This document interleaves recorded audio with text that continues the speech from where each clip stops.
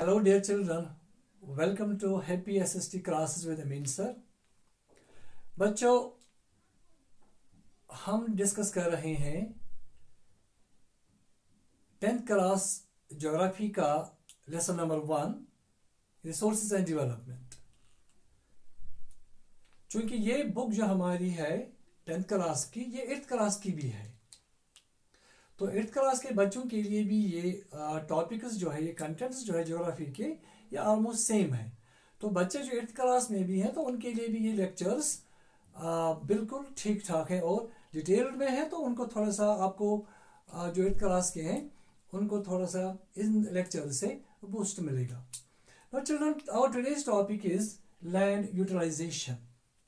Last time मैंने आपको बोला था कि टोटल एरिया ऑफ इंडिया जो है that is about 3.28 million square kilometres. ये इंडिया का एरिया है। अबाउट इसको हम लिखते हैं साथ, क्योंकि थोड़ा सा इसमें ऊपर नीचे हो सकता है, मामूली सा है। जैसे किसी बुक में आप देखोगे 3.287 मिलियन स्क्वायर किलोमीटर्स, 32,87,000। तो अक्सर बुक्स में आप देखोगे 3.28 32,80,000। तो ये आप अपनी बुक का लेके चलोगे, क्योंकि आप बुक के मातहत ही आपको रहना ही ज़रूरी, क्योंकि इवैल्यूएशन आपकी जो होगी वो अकॉर्डिंग टू बुक ही होगी। तो ये एरिया जो total area geographical area India का है, और जो हम डेटा देते हैं बहुत सारी चीज़ों के लिए डेटा, जैसे फॉरेस्ट कितने हैं, फैलोलैंड कितना है, ट्री क्रॉप्स कितने हैं, बाकी वेस्ट लैंड वगैरह, तो वो डेटा जो अवेलेबल है वो सिर्फ 93% का अवेलेबल है। जो डेटा आप अपनी बुक में देखते हैं वो 100% इस एरिया का डेटा ज्योग्राफिकल एरिया का नहीं है, दैट इज ओनली अबाउट 93%। इसका रीज़न ये है कि जो नॉर्थ ईस्टर्न स्टेट्स हैं, जिनको 7 सिस्टर्स बोलते हैं, 7 स्टेट्स वहाँ पे आसाम को छोड़ के, बाकी 6 स्टेट्स जो है उनका पूरा डेटा अवेलेबल नहीं है, क्योंकि वो एरिया रगड है, टफ एरियाज हैं। तो वहाँ पे कुछ एरिया ऐसे हैं जिनको पूरी तरीके से इवेलुएट नहीं किया गया है। दूसरा मसला जो है, कश्मीर जो है, कश्मीर का आधा हिस्सा चाइना के पास है, कुछ हिस्सा पाकिस्तान के पास है, तो इसीलिए डेटा भी पूरे स्टेट का नहीं अवेलेबल है। ठीक है जी। तो इसीलिए जो डेटा जो है वो याद रखो, ये डेटा है खाली कितने परसेंट का, 93% ऑफ दिस ज्योग्राफिकल एरिया। इसको याद रखना, क्योंकि आपको काम आ जाएगा हमेशा। तो आज हमारा जो प्रोग्राम है, टॉपिक जो है दैट इज लैंड यूटिलाइजेशन। हम देखेंगे कि लैंड यूटिलाइजेशन में सबसे पहला जो है लैंड जिस चीज के अंडर है वो है फॉरेस्ट्स। फॉरेस्ट्स जो है इन्होंने भी बहुत सारा लैंड ऑक्यूपाई किया है। लास्ट टाइम मैंने आपको डेफिनेशन भी इसके बताई थी, assemblage of trees in a particular area. But mostly ये जो एरियाज होते हैं फॉरेस्ट, ये तो सिटीज़ वगैरह से, शहरों से बाहर होते हैं, आउटस्कर्ट्स में, जहाँ लाखों हज़ारों लाखों की तादाद में पेड़ होते हैं एक ही जगह पे, बहुत सारे इलाके में फैले हुए हैं, उसको फॉरेस्ट बोलते हैं। तो इंडिया में फॉरेस्ट कितने हैं? फॉरेस्ट जो इंडिया में है ये है तकरीबन डेटा जो था अवेलेबल, दैट वाज अबाउट 1961 में जो फॉरेस्ट कवर इंडिया का था, फॉरेस्ट कवर हम यहाँ पे लिखेंगे, तो फॉरेस्ट कवर जो था इट वाज अबाउट 18.11%। ये था फॉरेस्ट कवर इंडिया का 1961 में। फिर जो बढ़ते बढ़ते थोड़ा ये गया, 2015 में ये फॉरेस्ट कवर जो है इंडिया का ये पहुंच गया अबाउट 21.34%, यानी थोड़ा ये बढ़ गया 2-3%, because of concentrated efforts by the forest department of India. पेड़ बहुत लगाए चारों तरफ से पूरे हर स्टेट में, तो थोड़ा सा बढ़ गया। फिर ये कवर जो पहुंच गया 2019 डेटा के हिसाब से it was about 21.60 to 21.34 21.67, sorry, ठीक है, 67%। तो ये डेटा था अकॉर्डिंग टू 2019। तो लेटेस्ट क्वेश्चन क्या है अकॉर्डिंग टू 2021 का डेटा? ये है 21.71%। ये आज का डेटा जो है फॉरेस्ट कवर का, लेकिन ये कम है। नेशनल पॉलिसी, फॉरेस्ट पॉलिसी 1952 के तहत कितना होना चाहिए हर किसी स्टेट का forest cover? That should be 33%। Forest policy जो है, फॉरेस्ट पॉलिसी ऑफ 1952 के अकॉर्डिंग 30% होना चाहिए, लेकिन है कितना? आजकल देखेंगे 21.71। तो ये हमारा सबसे पहला जो है first category of land utilisation के फॉरेस्ट के अंदर इतना सारा लैंड है, इसको आप नोट करोगे। तो उसके बाद लैंड किधर है? और ये फॉरेस्ट कवर जो है इधर मैं लिखूंगा इसके साथ फॉरेस्ट कवर इंडिया का, तो वो मैंने आपको दे दिया।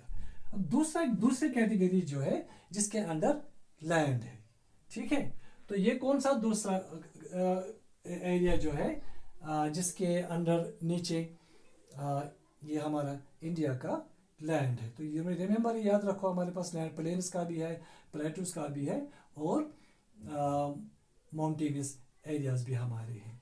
तो जो है दूसरी कैटेगरी वो है वो लैंड जो है नॉट अवेलेबल फॉर कल्टीवेशन।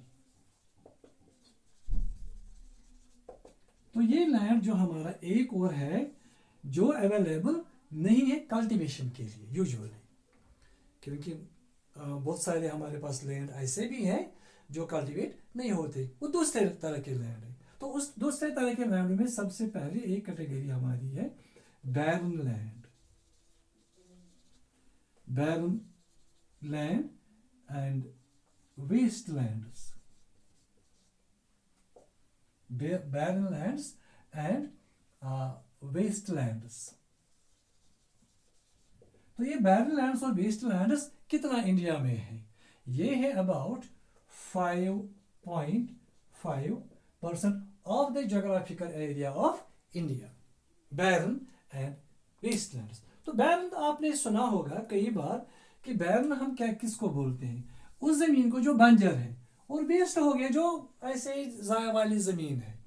तो बैरन हो गया वो लैंड, जैसे हमारे पास कोई एरिया ऐसा है जो रॉकी है, पथरीली जमीन, जहां पत्थर ही पत्थर है चारों तरफ से, और उनपे कोई कल्टीवेशन नहीं होगी क्योंकि वहां पत्थर चट्टाने वगैरह ज्यादा होती है।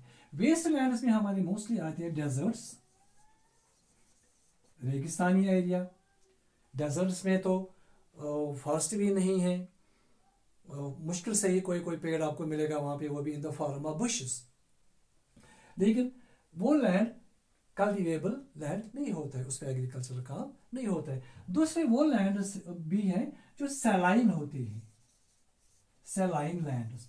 तो सैलाइन लैंड्स क्या होते हैं? Etcetera.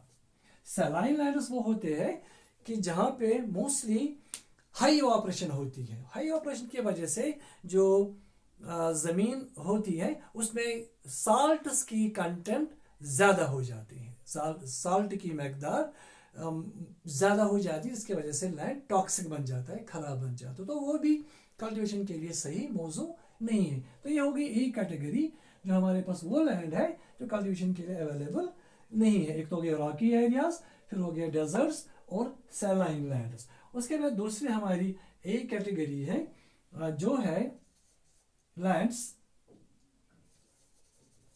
Land not available other than agriculture land, इसको हम लिख सकते हैं, वो भी ठीक रहेगा। Non agriculture land,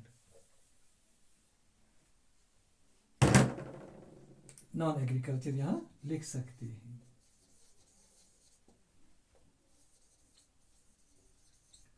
non agriculture lands.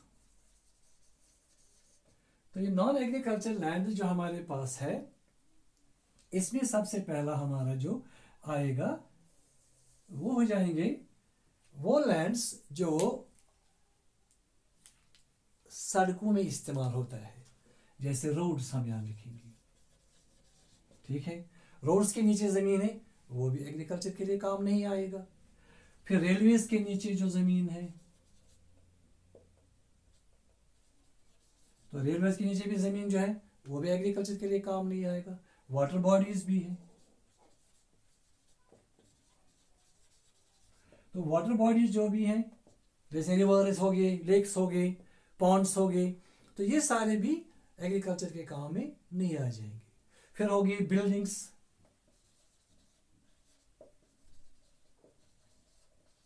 Buildings जो हो गए हमारे, तो ये भी बहुत सारे जैसे शॉप्स हो गए, जैसे होटल्स हो गए, hospitals, schools, shopping malls, skyscrapers, बड़े बड़े बिल्डिंगें जो बहुत टाल होती हैं, और बहुत सारे स्ट्रक्चर्स हमारे पास जैसे हैं मॉल्स हैं, पब्लिक पार्क्स हैं, प्ले ग्राउंड्स है, तो ये सारे जो है बिल्डिंग्स में आते हैं। तो ये इन चीज़ों के नीचे जो हमारी ज़मीन है वो भी हमारे काम एग्रीकल्चर में नहीं आती है, तो वो हो गए नॉन एग्रीकल्चर एरियाज, ठीक है। ये हो गए नॉन एग्रीकल्चर एरियाज। और ये नॉन एग्रीकल्चर एरियाज कितने हैं इंडिया में, इसकी परसेंटेज कितनी है, वो है 8.7%, ठीक है जी। तो ये हो गया हमारी दो कैटेगरीज लैंड यूटिलाइजेशन की, कि लैंड किस किस चीज़ में हम इस्तेमाल करते हैं, ठीक है। एक हो गया फॉरेस्ट, दूसरा हो गया वो ज़मीन जो कल्टीवेशन के लिए अवेलेबल नहीं है, क्योंकि ये बैरन लैंड और वेस्ट लैंड ये भी अवेलेबल नहीं होंगी कल्टीवेशन के लिए। ये जो बाकी है यहाँ पे roads, railways, water bodies, buildings वगैरह, ये भी कल्टीवेशन के लिए अवेलेबल नहीं होती। तो तीसरी कैटेगरी हमारी जो होगी लैंड की, वो हम लिखेंगे यहाँ पे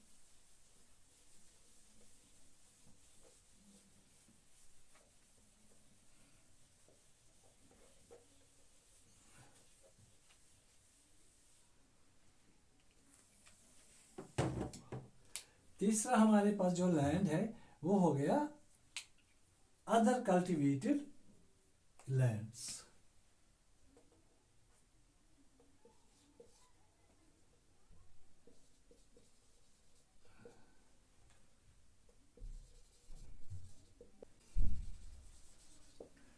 अदर कल्टीवेबल लैंड्स, तो इसमें सबसे पहले आती है अदर कल्टीवेबल। क्या होता है कल्टीवेबल? हो गया वो लैंड जिसको अगर एग्रीकल्चर के लिए इस्तेमाल करेंगे, कल्टीवेशन के लिए फॉर ग्रोइंग क्रॉप्स, तो उसको इस्तेमाल कर सकते हैं। फसल उगाने के लिए अगर उसको करेंगे तो उसको कर सकते हैं, लेकिन इन लैंड्स पे कल्टीवेशन नहीं करते। क्यों नहीं करते? क्योंकि ये वो लैंड्स है, नंबर 1 जो है हमारे ग्रेजिंग पास्चर्स।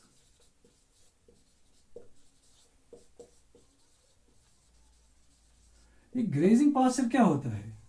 ये ग्रेजिंग पास्चर्स में दो तरीके के लैंड होते हैं। एक लैंड होता है जो फार्म लैंड होता है, जैसे कोई किसी का डेयरी फार्म है बहुत बड़ा, और उस फार्म के साथ उसका बड़ा बहुत लैंड है जहाँ पे वो घास उगाते हैं, और ये घास फिर इस्तेमाल करते हैं जो वहाँ पे एनिमल्स होते हैं, जैसे शीप होते हैं, काउस होते हैं, बफेलोज होते हैं, तो वो इस्तेमाल करते हैं वो घास, और फिर उनके जो निकालते हैं, जैसे दूध निकालते हैं गायों से, और गायों वगैरह को मारते भी हैं।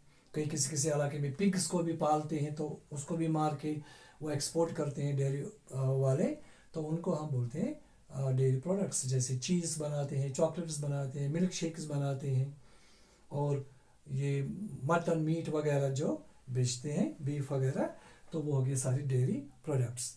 तो उनके लिए एक तो ये ग्रेजिंग पास्चर्स होते हैं। दूसरे तरीके के हैं ग्रेजिंग लैंड्स जो है वो गवर्नमेंट ने परमानेंटली रखे हुए हैं, वो गवर्नमेंट लैंड्स होते हैं, और वो परमानेंटली वो गवर्नमेंट रखते हैं एनिमल्स को ग्रेज करने के लिए, क्योंकि गाँव वालों के पास जानवर बहुत होते हैं, और गाँव वाले उन जानवरों को जंगलों की तरफ ले जाते हैं, वहाँ बड़े बड़े लैंड्स होते हैं, उनको ग्रेजिंग लैंड्स बोलते हैं, और वहाँ पे जानवर जो है वो ग्रेज करते हैं, उनको चरागाहें बोलते हैं। जैसे कश्मीर में आपको पता है गुलमर्ग, सोनमर्ग, यूसमर्ग जो है, टंगमर्ग वगैरह बहुत सारे एरियाज, ये सारे के सारे ग्रेजिंग लैंड्स है। यहाँ पे जानवर ग्रेजिंग करते हैं और फॉरेस्ट भी वहाँ पे है साथ में ही। ठीक है जी, ये हो गया एक। तो ग्रेजिंग ये कितना है ग्रेजिंग लैंड, ये जो हमारे grazing pastures, this is about 3.3% of the total geographical area. ठीक है जी। तो बी इसमें दूसरा पार्ट भी जो आएगा हमारा, ये हमारे जो कल्टीवेबल लैंड्स है लेकिन उनको कल्टीवेट नहीं करते हैं, उसमें से एक हमारा है लैंड अंडर ट्री क्रॉप्स।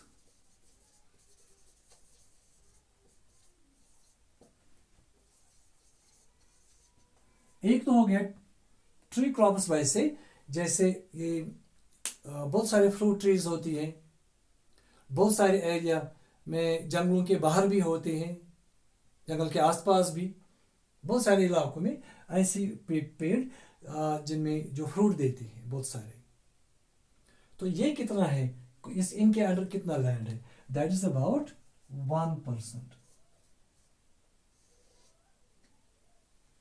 ये 1% है। ठीक है। अब तीसरी कैटेगरी इसमें है कल्टीवेबल, अदर कल्टीवेबल लैंड्स में, वो है हमारे पास culturable waste, culturable waste lands. तो ये कल्टीवेबल में यहां फिर दोबारा लिख रहा हूं, कल्टीवेबल का मतलब हो गया वो लैंड जिसको कल्टीवेट कर सकते हैं। ठीक है, ये फर्टाइल लैंड्स होते हैं लेकिन इनको कल्टीवेट नहीं करते हैं। कितने टाइम तक के लिए नहीं करते हैं, more than 5 years, more than 5 years इन लैंड्स को कल्टीवेट नहीं करते हैं। ठीक है जी। तो ये कितना है हमारे पास, ये ऑलमोस्ट 4%। ये लैंड्स ये हम कल्टीवेट कर सकते हैं, लेकिन इनमें एक तो ये चीजें होती है कि ये उतने फर्टाइल ज्यादा नहीं होते हैं लैंड्स। लेकिन दूसरा इनका साथ ये मसला है कि इन लैंड्स को अगर कल्टीवेट करेंगे तो कॉस्ट ऑफ कल्टीवेशन ज्यादा जाती है क्योंकि इनमें फर्टिलिटी कम होती है। दूसरे वो कुछ ऐसे भी लैंड्स है जो लेफ्ट ओवर होते हैं। कुछ लोग जैसे शिफ्ट होते हैं शहरों में बच्चों को पढ़ाई की वजह से, बिजनेस की तरफ से, या बाहर स्टेट्स में जाते हैं या किसी दूसरी कंट्री में जाते हैं किसी बिजनेस के लिए, या बाहर किसी स्टेट में सेटलमेंट करते हैं अपने आप की। तो वो उनके लैंड जो होते हैं वो उनको ऐसे ही छोड़ जाते हैं, वो कल्टीवेट नहीं करते हैं। एक तो ये भी रीज़न है। दूसरा ये भी है कि कुछ लैंड्स कमज़ोर होते हैं फर्टिलिटी में, इसलिए उनको छोड़ दिया जाता है।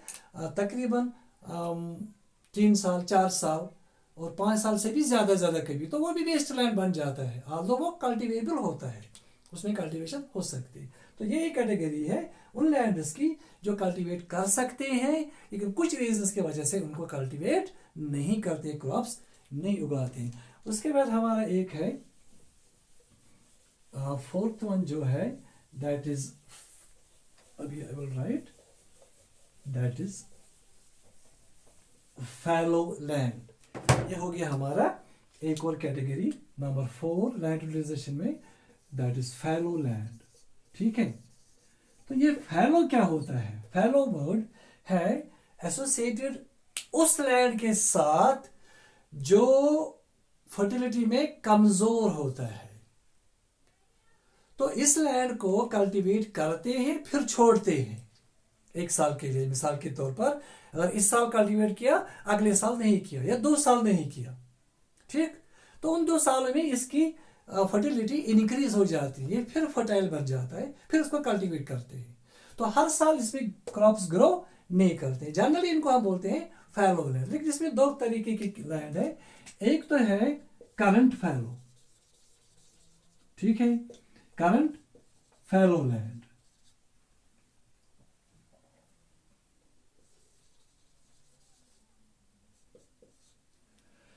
ये करंट फैलो लैंड है कितना, कि इसकी परसेंटेज क्या है, ये है परसेंटेज अबाउट 4.9%। ये है इसकी परसेंटेज जो है दैट्स अबाउट 4.9%। तो करंट फैलो किसको हम बोलते हैं? करंट फैलो उसको बोलते हैं जो हाल ही में फैलो बनाया गया, यानी हाल ही में रख छोड़ा हुआ है। तकरीबन इसको लेफ्ट करते हैं, left over for a period of 1 year और लेस देन 1 year। 1 साल या 1 साल से कम अगर इसको छोड़ दिया तो इसको बोलते हैं फैलो लैंड। हर साल इसको कल्टीवेट नहीं करते हैं। तो दूसरी कैटेगरी जो हमारे पास इसमें है वो है कैटेगरी नंबर बी। तो उसको हम बोलेंगे जनाब, वो होगी दूसरी, other than current fallow, other than current fallow lands. ये करंट फैलो जो 1 साल के लिए छोड़ते हैं उनसे अलावा दूसरे लैंड है। तो ये कौन से हो गए? ये लैंड हो गए वो लैंड जो 1 साल left uncultivated for a period of 1 year to 5 years। ठीक है जी। तो ये कितना है? ये है 3.6%।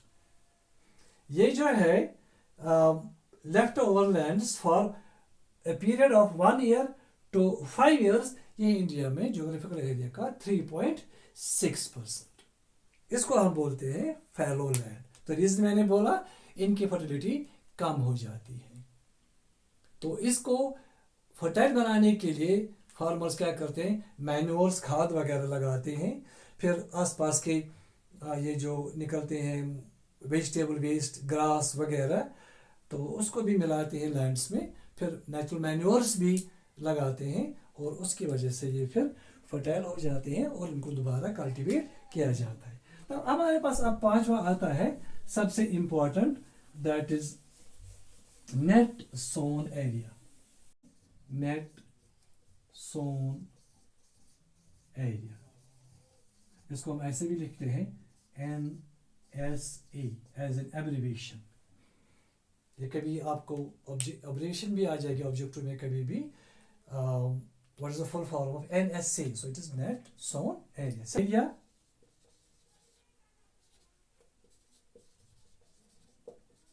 which is cultivated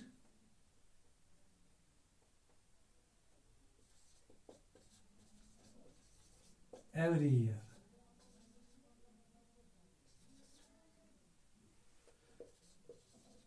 इसकी परसेंटेज कितनी है इस नेट सोन एरिया की? इस नेट सोन एरिया की परसेंटेज जो है दैट इज अकॉर्डिंग टू 2021 45.5%। ठीक है जी। ये है नेट सोन एरिया 45.5%। क्लियर? ये वो लैंड है जिस पे हर साल फसल उगाई जाती है। एक और टर्म है जिसको हम बोलते हैं ग्रॉस क्रॉप्ड एरिया।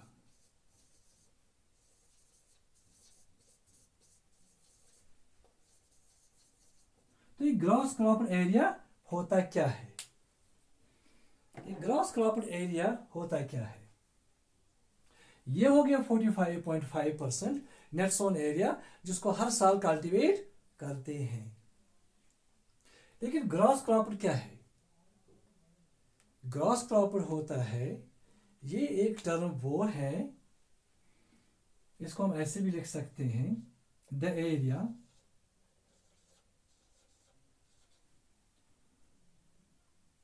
शॉर्ट में मैं इसको लिखूंगा इस तरह ताकि आसानी आपको हो जाएगी। Net sown area plus the area Son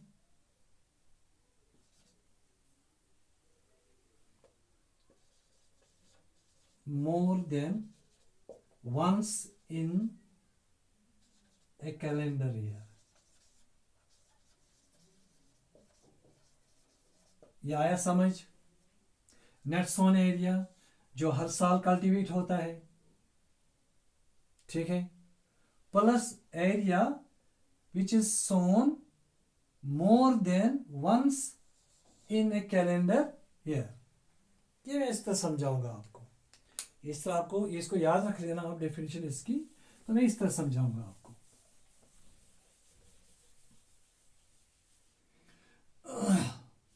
gross crop area की बात हम कर रहे हैं।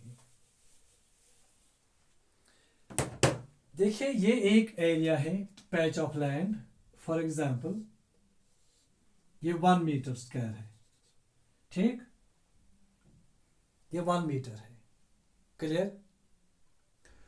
तो इस लैंड में हम कल्टीवेट करते हैं, ग्रो करते हैं क्रॉप्स,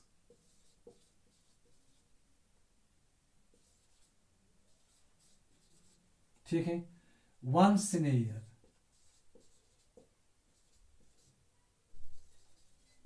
एक साल में इसको हमने क्रॉप ग्रो किया एक बार, ठीक। तो लैंड कितना है? 1 मीटर, इसको याद रखो। अगर हम इसी 1 मीटर में क्रॉप को ग्रो करेंगे 2 बार, 2 टाइम्स इन ए ईयर, अगर इसमें हम 2 बार क्रॉप को ग्रो करेंगे एक साल में, ठीक है, तो इस लैंड को हम काउंट करेंगे ट्वाइस, 2 बार। वो क्या होता है? 1 मीटर प्लस 1 मीटर, समझ रहे हो? क्योंकि लैंड 1 ही मीटर है, एग्जाम्पल में दे रहा हूं, लैंड 1 ही मीटर है, 1 क्रॉप उगाई साल में। मगर अगर हमने एक साल में इसी एक लैंड में 2 क्रॉप्स उगाए, क्लियर, तो काउंट कितना करेंगे? हम इसको 2 बार काउंट करेंगे, दैट मीन्स लैंड बन जाएगा हमारा 2 मीटर।